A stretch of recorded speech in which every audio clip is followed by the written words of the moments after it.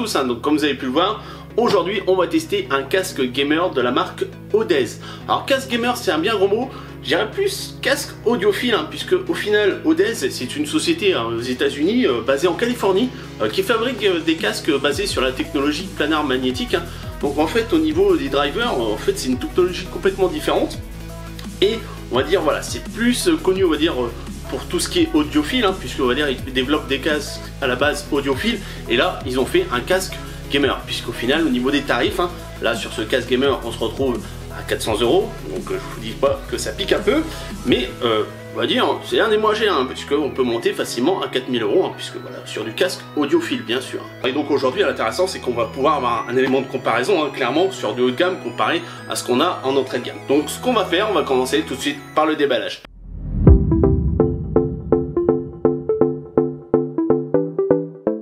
Allez c'est parti, on va faire un petit tour de la boîte, hein. Donc ici c'est marqué Audeze, ici on a le visuel du casque en bleu, ici le modèle donc c'est Mobius, ici quelques détails techniques qu'on verra sur les côtés et là c'est bien marqué compatible PC ou Mac. Ici donc là on a des parties en français, hein. Donc là ça nous explique que Mobius est l'éditeur de secteur des écouteurs cinématiques 3D spécialement conçus pour optimiser l'environnement audio des jeux vidéo, les films et la musique. Il crée un environnement audio 3D réaliste et immersif grâce à la technologie de pointe inégalée. Ici donc on a un détail comme quoi on a des drivers de 100 mm, hein. Donc c'est intéressant dans le sens où d'habitude on a des 50 mm, hein. Donc là on est sur le double, hein. Donc vraiment intéressant à voir ce que ça donne au niveau du rendu. La technologie magnétique planar, donc voilà, planar magnétique produit un son pur et précis de haute qualité apprécié par les audiophiles. En dessous, la technologie de visio casque Wave NX, hein, donc ça c'est toute la techno qui va nous permettre tout simplement d'avoir le rendu 3D au niveau de l'audio, offre une expérience audio 3D hyper réaliste. Et donc là on a la localisation sonore, repère l'origine du son et change de manière dynamique à chacun de vos mouvements, hein, puisqu'en fait vous allez avoir un gyroscope, hein, tout simplement intégré dans le casque. Visio casque, hein, suit avec précision les mouvements de la tête 1000 fois par seconde, la vache. Émulation spatiale, outil sophistiqué et personnalisable donnant le sens de l'espace et la réverbération. Donc à mon avis, voilà, ça va vous émuler comme si vous étiez dans une pièce ou dans un théâtre ou autre. Et en dernier, on nous indique que ça peut utiliser le codec LDAC. Donc ça, c'est propriétaire à Sony, hein. Donc si vous avez des baladeurs Sony, ça sera compatible avec un transfert de données 3 fois plus important. Offre une incomparable expérience d'écoute sans fil. Voilà. Derrière, alors là, on a le visuel avec, donc ils nous disent qu'on a un bandeau en mousse à mémoire de forme, hein. Donc c'est intéressant surtout au niveau du confort de la tête. Ici revêtement anti-rayures, donc ça peut être intéressant pour ceux qui ont des lunettes. Ici on a donc la possibilité d'ajuster, hein, pour toutes les morphologies. Pareil, bandeau flexible qui aurait été remplaçable bordé de mousse à mémoire de forme. Voilà. Ici sur les côtés, donc on a un bouton pour tout simplement mute au niveau du micro. Là, le bouton pour activer la 3D. Ici, on a la commande, le volume des écouteurs et le volume microphone. Ça, c'est intéressant. C'est vrai que d'habitude, on avait juste le volume des écouteurs. Là, on a aussi le volume du microphone. Ici, donc là, vous allez pouvoir mettre tout simplement la fiche pour le microphone. Juste là, et là c'est marqué microphone perche amovible et flexible pour une qualité vocale d'une grande pureté. Ici, 3 possibilités de connexion. Tout simplement, vous allez pouvoir soit vous connecter d'USB-A entre guillemets vers USB-C avec le jack 3,5 mm et d'USB-C vers USB-C. Et donc forcément aussi par Bluetooth. Ici, c'est marqué conception ergonomique légère et fatigue d'écoute réduite. Voilà pour les détails un peu techniques au niveau de la boîte. Mais maintenant, on va passer à l'intérieur. Hop, on sort tout ça. Ah, déjà, j'aime les petits packaging comme ça, là, vous voyez, avec des petites boîtes là. Alors, on sort la première. Voilà. Allez, on ouvre. Qu'est-ce qu'on a? Donc là, on a une petite pochette en tissu, siglée Audeze. Donc ça, toujours bienvenu pour le transport, hein. Ça, j'adore. Voilà, et nickel. Allez, on met ça sur côté. Ça c'est toujours un plus, hein. J'aime bien. Ici, on a, je suppose, voilà, les modes d'emploi. On va mettre ça sur le côté. Ok, donc là, on nous indique les différentes connexions. Voilà, quick reference. Ok, vous voyez là, il y a pas mal de connectiques, hein, sur le côté. Ici, on a un livret. Alors, est-ce qu'on a du français? Voilà. Il est là, hop, on a bien du français, à disposition. Donc j'aime bien, c'est marrant les petites présentations en dessin là. Je trouve ça sympa. Voilà, allez, on passe à la suite. Ici, qu'est-ce qu'on a? Bon, à mon avis, un livret de garantie. Oui, c'est ça. Alors, maintenant, on retrouve encore le dessin du casque. On enlève ça. Voilà. Tadam! Et on tombe sur la bête. Et vous voyez, c'est bien protégé. On a aussi une petite mousse juste là. Alors, on va regarder directement cette petite boîte qui, je suppose, contient les câbles. Voilà, bingo. Donc, comme expliqué sur la boîte, on doit avoir, voilà, du USB A vers USB-C. Alors, on va sortir un peu ça. On va regarder la longueur. Donc, vous voyez, hein, la bonne section au niveau du câble. C'est bien rigide. Et on a largement 1,50 m. Ouais, on doit avoir dans les 1,50 m. Donc après, hein, voilà, vous avez votre PC à côté. Donc pas de souci à ce niveau-là. Ici, le câble jack avec du plaqué or. Voilà, on va regarder au niveau de la taille aussi. Voilà, on doit avoir pareil hein, dans les 1,50 m. Ici, USB-C, voilà, vers USB-C. Pareil, bonne section, hein, vous voyez.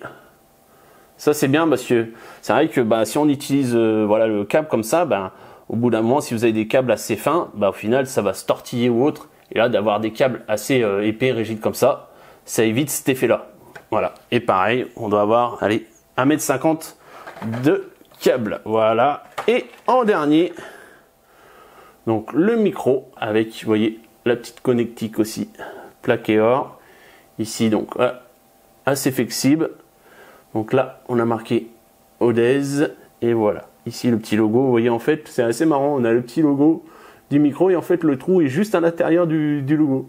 Bon, c'est tout bête, mais j'aime bien. C'est marrant. Voilà, et voilà. Par contre, je suis en train de voir, on n'a pas de mousse pour éviter un peu bah, tout ce qui souffle et tout ça. Là, je ne sais pas si ça sera fourni à l'intérieur, mais ça, je trouve ça un peu bête. Surtout à ce prix, hein, qu'on n'ait pas de petite mousse fournie, même si j'en ai. Hein, je suis équipé quand même ça au niveau mousse, mais voilà. Ça, un petit mot là-dessus. Allez, on passe directement au reste. Et allez, je regarde le petit sachet silicate, comme d'habitude. Et hop, on sort le casque.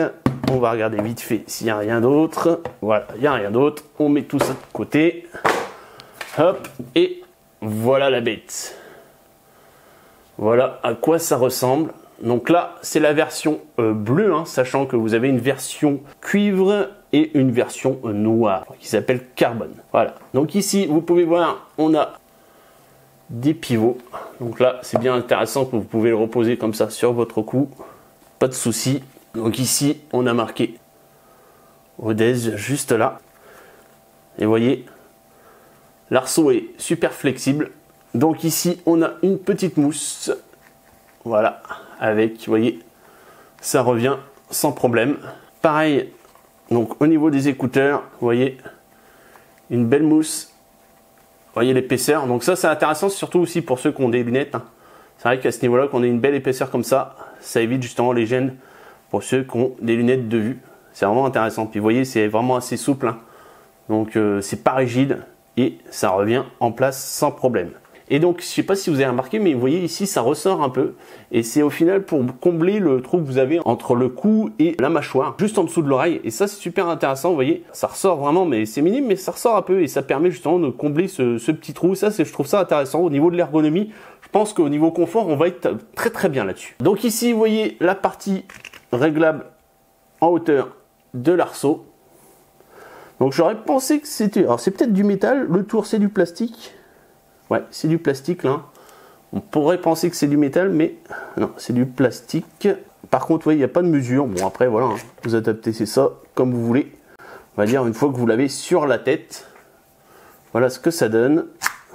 Ici, hein, donc en fait, c'est du soft touch hein, que vous avez aussi au niveau du plastique. Pareil, voilà, au niveau des écouteurs. Donc ici, vous avez un petit design, vous voyez, assez sympa. Alors c'est assez discret, hein, c'est pas non plus le flashy hein, comme on pourrait avoir avec voilà, des LED, des RGB, tout ça, vous n'allez rien avoir tout ça là-dessus, hein, au final. Donc ici pareil, on continue sur du soft touch au niveau de l'écouteur. Et ici, donc, une partie pareil en plastique, pareil, qui fait un peu métallisé. Et alors, je ne sais pas ce que c'est ça. Je pense que c'est quand vous posez le casque, c'est pour éviter que voilà, ça repose entre guillemets. Vous voyez là, les petits renflements là. Je suppose c'est pour éviter justement que par exemple ça cogne au niveau des pivots quand vous posez le casque. Je pense ça doit être ça. Bah non, au final, je viens de voir que c'était pour voilà ouvrir l'écouteur. Et là, donc vous voyez, oh, c'est énorme. C'est juste énorme. Donc vous voyez le driver là de 100 mm qui est juste derrière. C'est assez marrant, c'est la première fois que je vois ça. Hein. Alors je ne sais pas trop comment ça fonctionne, hein, mais bah, on verra à l'écoute, hein, tout simplement. Donc vous voyez, hop, facilement démontable, et donc forcément vous allez pouvoir, bah, si vos coussinets sont usés, hein, tout simplement, pouvoir les changer. Donc ça, toujours très bien aussi là-dessus. Donc maintenant on va passer un peu au connectique, hein, au niveau du casque. Hein. Donc ici sur le côté gauche, donc vous avez le bouton pour mute le micro, voilà. Ici on a un bouton power et un voyant qui se trouve juste au-dessus. Ici le bouton pour activer le surround.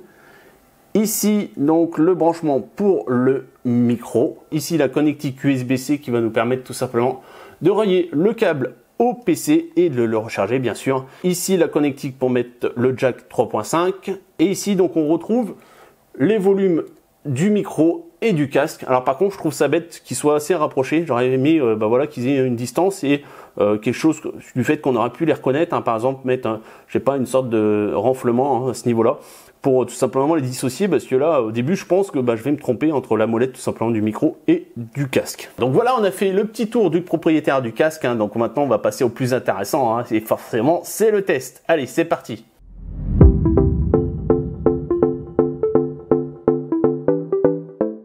Bon, par où commencer? S'il y a tellement de choses à dire, mais tellement. Alors, on va déjà regarder, bah, ouais, ce que ça donne un peu une fois installé sur la tête, hein.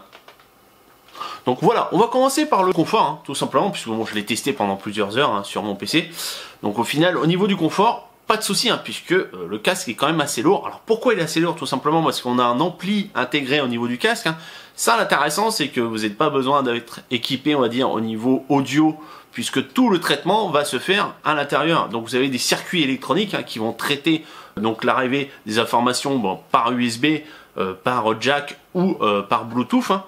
Et tout le traitement va se faire directement au niveau du casque. Vous n'avez pas besoin d'être équipé, on va dire, au niveau d'une carte son. Voilà, par exemple, au niveau de votre ordinateur, vous n'avez pas besoin d'être équipé au niveau carte son, etc. Puisque tout le travail va se faire directement sur le casque. Donc tout ce qui est électronique se retrouve sur le casque. Et donc forcément, ça leur dit un peu la chose.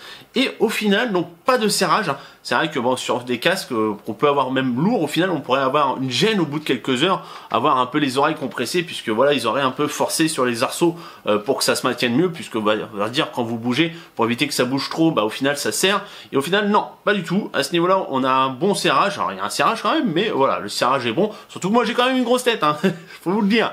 Et au niveau de l'arceau, pareil, un très bon confort, un bon petit maintien là au niveau de ce petit coussin. Donc vraiment, voilà, je l'ai testé pendant plusieurs heures en jeu et aucun problème à ce niveau-là, du moins que j'ai rencontré moi au niveau du casque. Ça, c'est déjà un bon point. Et on va parler aussi des connectiques, hein, puisqu'au final, vous pouvez brancher aussi bien un jack en USB ou en Bluetooth. Et il y a une hiérarchie dans le sens où ça ne va pas se mélanger. C'est-à-dire que d'abord, c'est le jack qui va être prioritaire. Après, ça va être l'USB.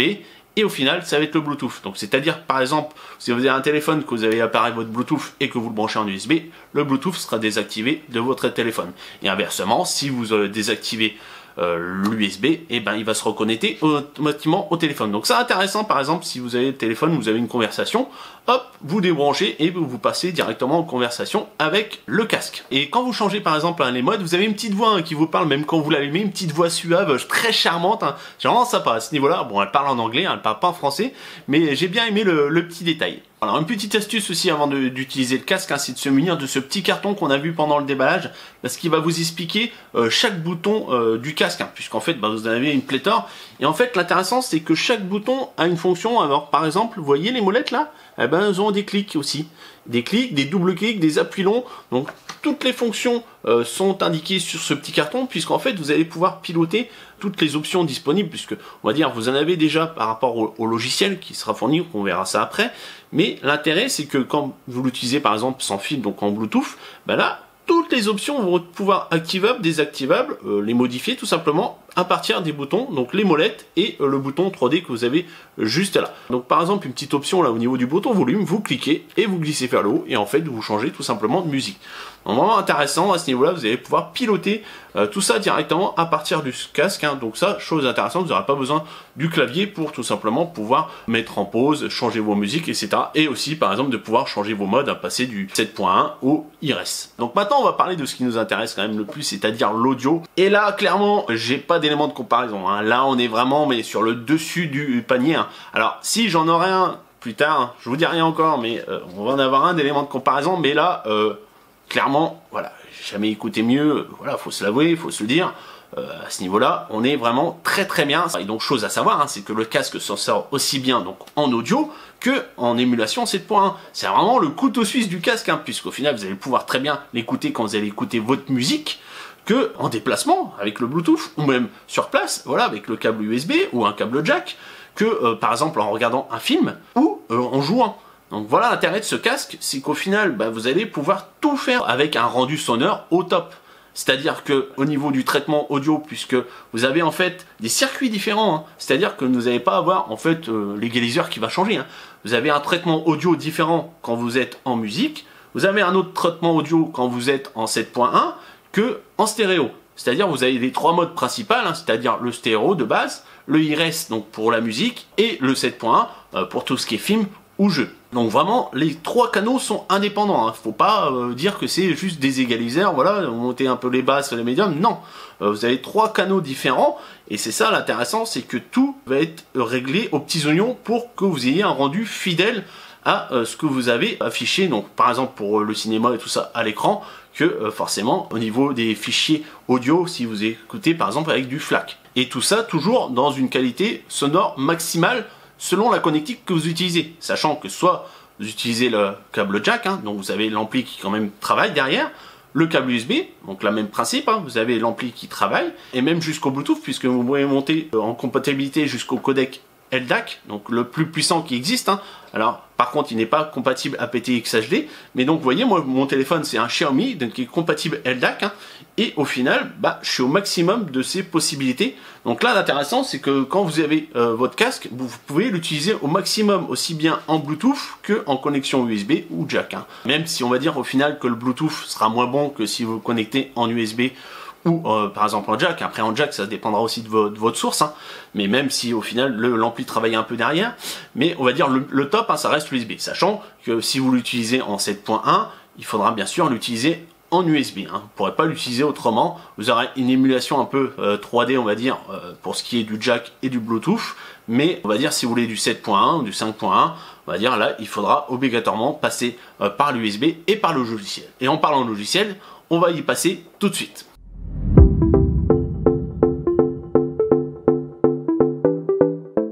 Donc nous voilà maintenant sur le PC pour parler de la partie logicielle, hein, puisque vous allez voir, vous avez encore pas mal de choses à découvrir.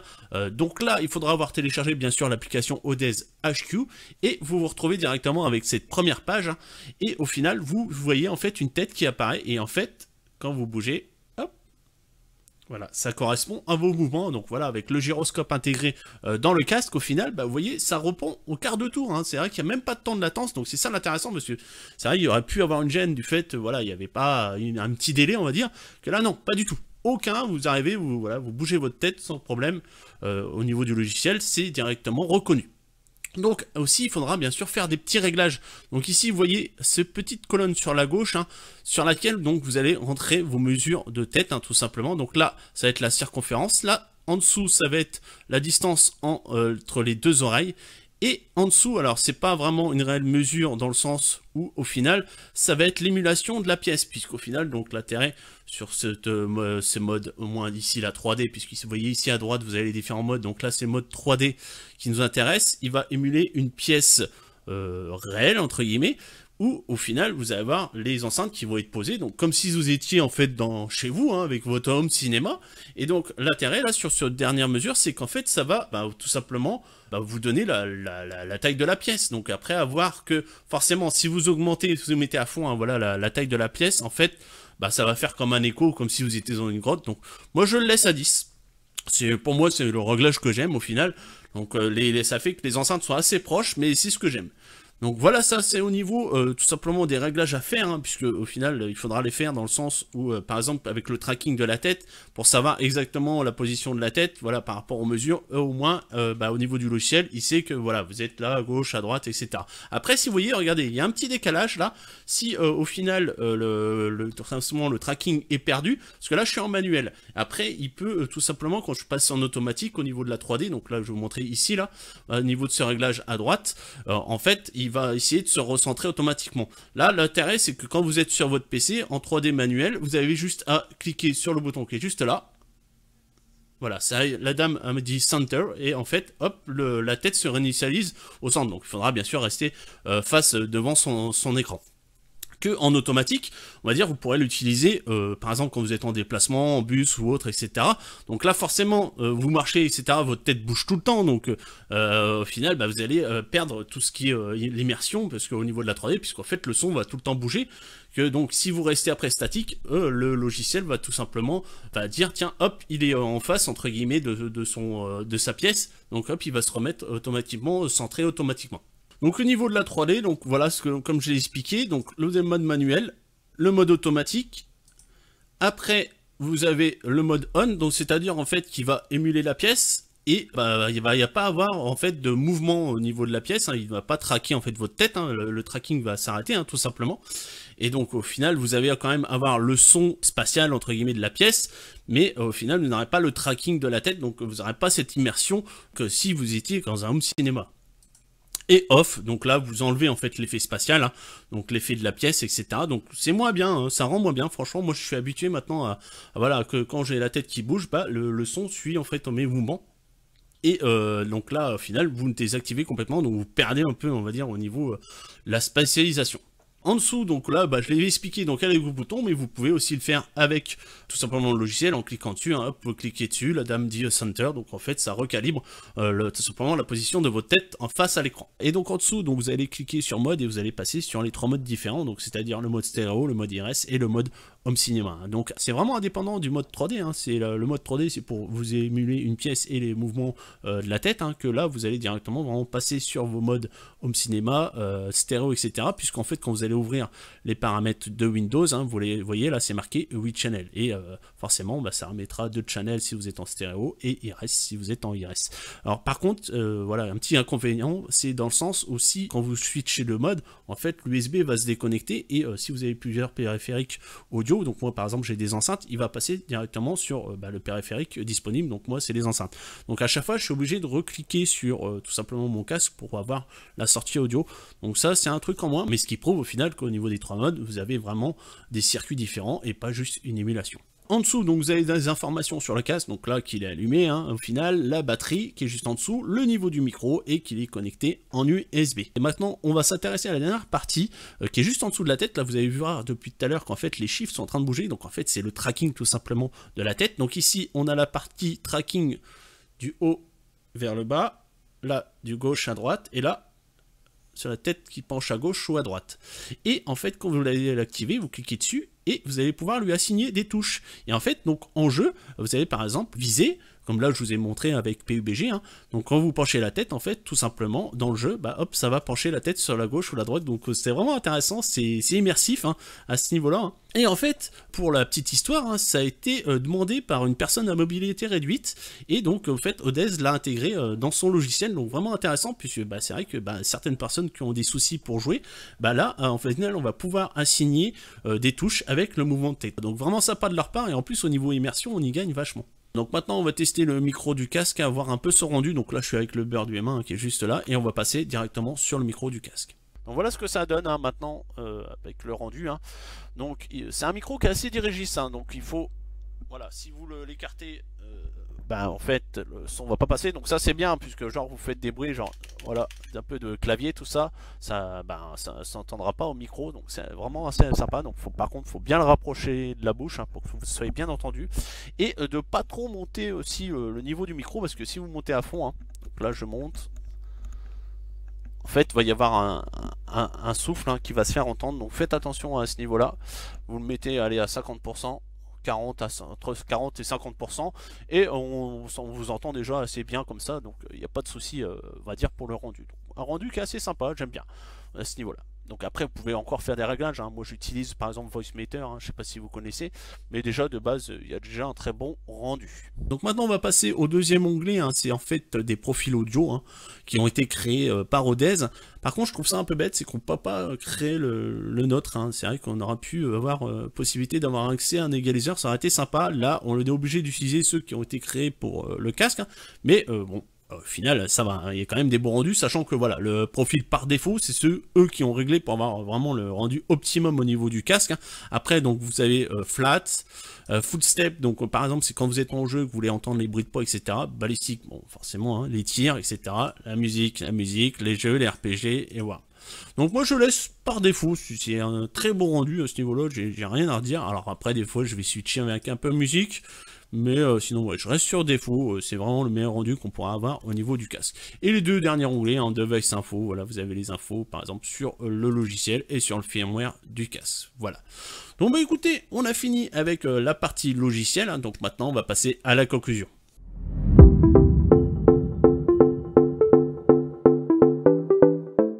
Voilà, c'est le temps de la conclusion et on va commencer par ces points négatifs. Et le premier que je voudrais relever, c'est le choix des matériaux utilisés au niveau du casque, hein. C'est vrai que pour un casque à 400 €, ils auraient pu améliorer un peu la chose, utiliser un peu de métal ou autre. Que là, forcément, on va dire, on va mettre un casque à 50 € à côté, on verra pas la différence, hein. On pourra pas dire, tiens, on a quand même un casque haut de gamme. C'est vrai qu'au niveau du design, ils auraient pu faire un petit effort. Deuxième point négatif, c'est son micro. C'est vrai qu'ils auraient pu bosser un peu au niveau de son rendu, hein. C'est vrai que là, au niveau audio, ils ont bossé, mais sur le micro, voilà, ils auraient pu faire mieux. Pareil, on a un petit souffle et au moins nous mettre une petite mousse. Donc maintenant, on va passer sur ces points positifs et le premier que j'ai relevé, c'est son confort, hein. C'est vrai que forcément, c'est un casque gamer, donc on part pendant plusieurs heures, alors qu'il est assez lourd, hein, quand même au final. Mais le choix des mousses et des matériaux utilisés fait que on ne ressent pas de gêne ou autre après plusieurs heures de jeu. Deuxième point positif, hein, c'est son émulation, hein. Donc avec le logiciel utilisé WebNX, hein, franchement, au niveau du 7.1, on a un très bon rendu, et même au niveau de sa fonction 3D, donc c'est-à-dire l'émulation de la pièce,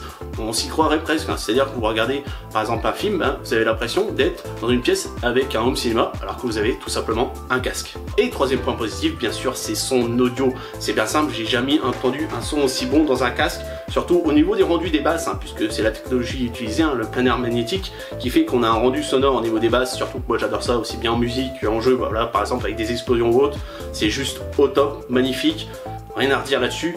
Est-ce que ça vaut son prix? Oui, puisqu'au final, on n'est pas basé sur quelque chose de gamer, hein, c'est vraiment plus audiophile, même si au final on peut faire tout avec, hein. C'est ça l'intéressant, c'est que vraiment les multitâches. Mais alors, est-ce que c'est vraiment dédié à des gamers? Oui, non, après c'est à vous de voir. Si vous faites les deux, c'est-à-dire vous écoutez de la musique, vous faites de la musique et vous jouez à côté, c'est le casque qu'il vous faut. Après, si vous êtes des gamers, allez, du dimanche, entre guillemets, un casque à 100 € vous suffira. Là, on est vraiment sur autre chose au niveau du rendu sonore et le prix est totalement mérité. Donc voilà, le petit test du casque Mobius est fini, hein. Donc si vous voulez l'acheter, vous avez tous les liens dans la description. Et comme d'habitude, partagez, likez, abonnez-vous. Ciao, bye bye, à la prochaine.